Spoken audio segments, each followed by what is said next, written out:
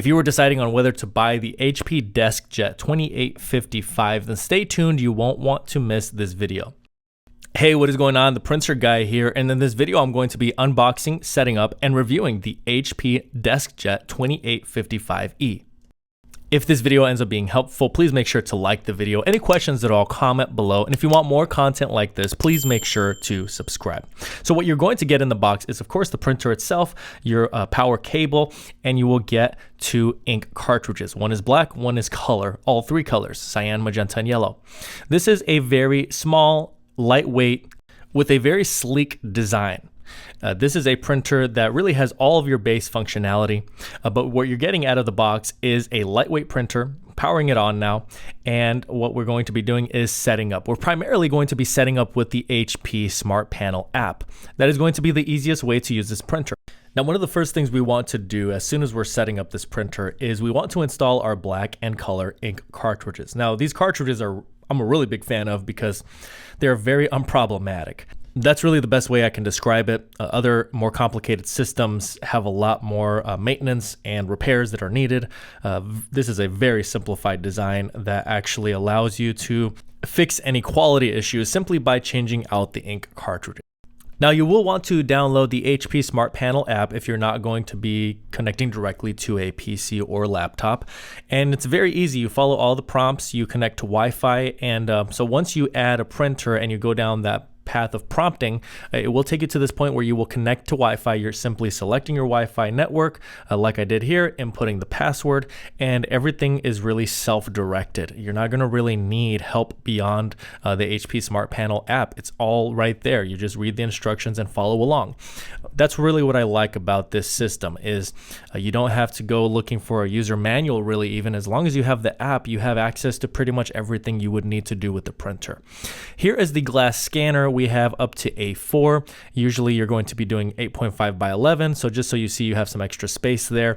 This is the back paper tray, which you can adjust down to 4x6 photo paper. And I actually do print on photo paper with this printer, but it will be in a separate video. That's going to be in the printer review video. Or print review video, where we print off some documents and cardstock. Even this printer is able to print cardstock, and I print on 3 sizes of photo paper: 4x6, 5x7, and 8.5 by 11. Your glass scanner is going to give you 1 scan at a time. If you needed to scan multiple documents, you will need to upgrade to an HP Deskjet that has an ADF, automatic document feeder, and you'll be able to tell on the top of the printer that it has that because it's an extra little, scoop on the top and then a place to put the papers. That is your automatic document feeder, which can scan, multiple pages at once.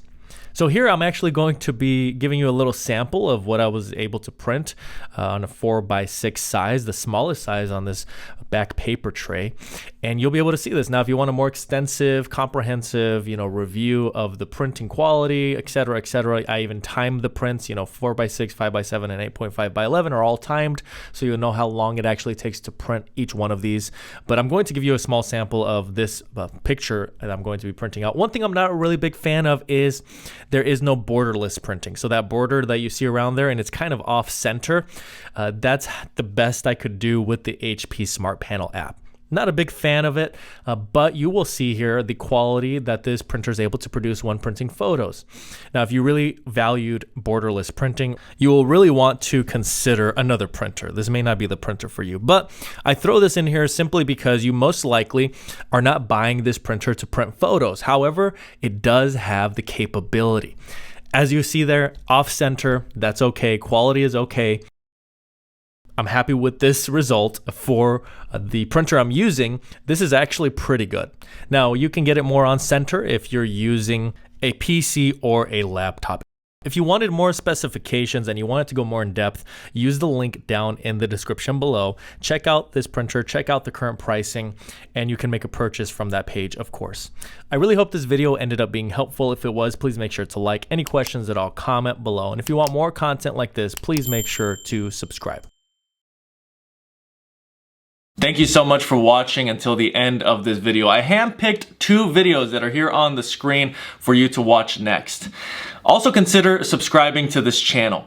There's so much helpful content for you if you're a printer owner, and it's just good to have a resource like this for you in the future, whether you're dealing with a printer that's not printing well or you need more printer recommendations. So I look forward to seeing you again in another video.